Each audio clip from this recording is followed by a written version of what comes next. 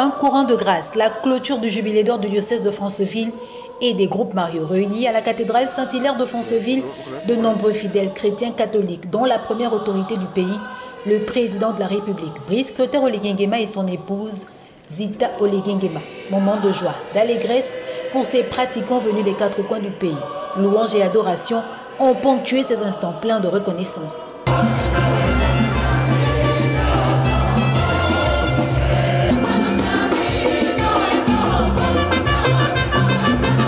50 ans, c'est le moment d'aller de l'avant avec plus de force. Ces paroles du cardinal Diego Stella, secrétaire d'État auprès de la sainteté, envoyé spécial du pape Léon XIV à cette célébration, invite à voir les fruits du baptême dans l'Esprit Saint et à nous demander comment nous pouvons nous laisser davantage conduire par le Christ, tout en transmettant à l'Église catholique du Gabon les félicitations de sa sainteté le pape.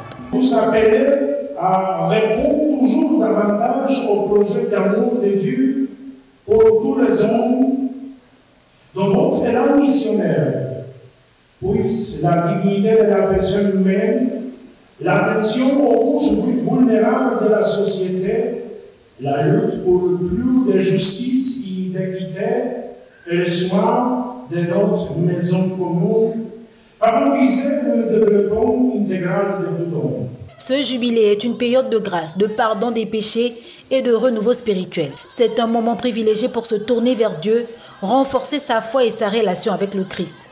Au-delà de la simple célébration d'un anniversaire, ce jubilé invite à des actes de miséricorde, à la réconciliation et la solidarité, à l'amour du prochain entre les membres de la communauté.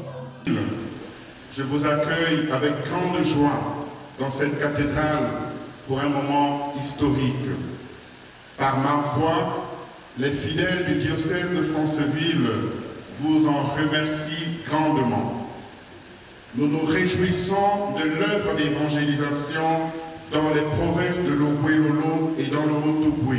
Des actions de grâce sont ainsi rendues pour toutes les bénédictions reçues pendant ces 50 années en se concentrant sur la gratitude pour le travail de l'Église, la vie de ses membres et l'œuvre de Dieu. Figurait bien au programme un dépôt de 50 lampions en guise de symbole, afin que le Très-Haut continue d'illuminer la vie chrétienne de ses enfants et fasse rayonner l'Église au Gabon.